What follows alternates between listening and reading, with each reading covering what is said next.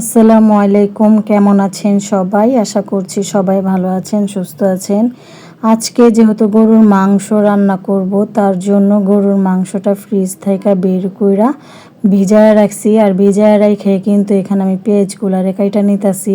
তো পেঁয়াজ কাটা আমার শেষ। এই যে মাংস যে ভিজায় রাখছিলাম ওইটা কিন্তু ছুঁইটা গেছে।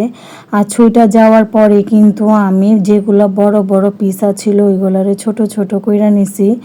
আর এই যে এখানে কলপারে আমি আইসা পড়ছি, আইসা কিন্তু মাংসগুলারে সুন্দর কইরা ধুয়া নিতাছি। মাংস বেশি ধুইতে হয় না, 3টা ধোয়া দিলেই হয়ে যায়।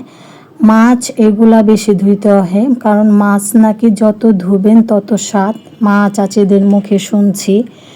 তো আমি গরুর মাংসটা 3টা ধোয়া দিই সব সময়। গরুর মাংস বলেন আর মুরগি বলেন 3টা ধোয়া দিই, মাছ বেশি করে ধুই। তো এই যে আমার ধোয়া শেষ, তারপরে উঠানে নিয়ে এলাম মাংসগুলারে। এখন আমি ওই যে পেঁয়াজ কাইটা রাখছিলাম ওই পেঁয়াজ দিলাম, আদা বাটা, রসুন বাটা, জিরা, জায়ফল, জতি বাটা দিয়ে দিলাম, লবণ দিয়ে দিলাম, হলুদের গুঁড়া দিলাম, মরিচের গুঁড়া। আর তেলটা কিন্তু আমি একটু কম দিমো, কারণ গরুর মাংসর মধ্যে কিন্তু তেল উঠে। যেহেতু কোরবানির মাংস, তেল কম দিলেই হয়, চর্বি থাকে কোরবানির গরুর মাংসর মধ্যে। তো তেলের পরিমাণটা আমি কমই দিছি। দিয়া তারপরে যে সুন্দর করে এখানে হাতে মাখায় নিলাম। তো হাতে মাখায় মাংস চড়াইলে ওই মাংসটার স্বাদ কিন্তু দ্বিগুণ বাড়ে। এইটাও আমি মা চাচিদের মুখে থেকে আর কি শুনছি। তো এই যে হাতে মাখায় সুন্দর করে আমি চুলাটা আঁচ বাড়াইয়া দিলাম। তারপরে এই যে মাংস থেকে কিন্তু বেশ পানি উঠছে। আর অনেকক্ষণ কিন্তু আমি মাংসটারে কষাইছি। কষানোর পরে এখানে 4-5টা আলু আর 4-5টা কাঁচামরিচ দিয়ে দিলাম। তো এটার আমি আবার ভালো করে কষামো, তারপর পরিমাণ মতন ঝোল দিয়ে দিলে কিন্তু আজকের তরকারিটা আমার রান্না হয়ে যাইব। তো এই যে আমার তরকারি মোটামুটি রান্না শেষ, তারপর আমি ঘরে নিয়ে আইছি। তো এই যে কালারটা আপনাদের লগে আমি শেয়ার করলাম। আর এই যে অনেক দিন ধরে আমার মনে চাইতেছে যে আমি একটু পানি ভাত খামো গরুর মাংসর তরকারি দিয়া। তো গতকালকে রাতে আর কি ভাত বাইচা গেছিলো, ওইগুলারই আমি ফ্রিজে রেখে দিছিলাম।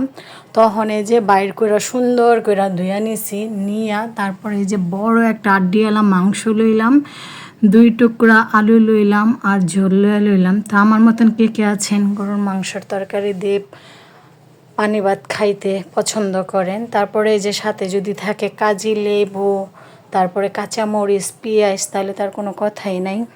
তো কী কমু, আজকের খাবারটা আমার একদম মনটা ভইরা গেছে।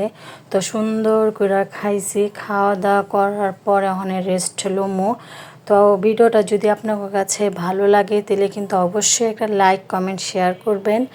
আর কমেন্টে জানাবেন আপনাদের মন্তব্যগুলো, আর কোন ধরনের ভিডিও চান এগুলো জানাবেন, আমার দিতে সুবিধা হবে। আর প্লিজ প্লিজ একটা লাইক দিয়ে দিবেন যদি ভিডিওটা ভালো লাগে। আজকের ভিডিওটা এই পর্যন্তই। ভালো থাকবেন, সুস্থ থাকবেন, আল্লাহ হাফেজ।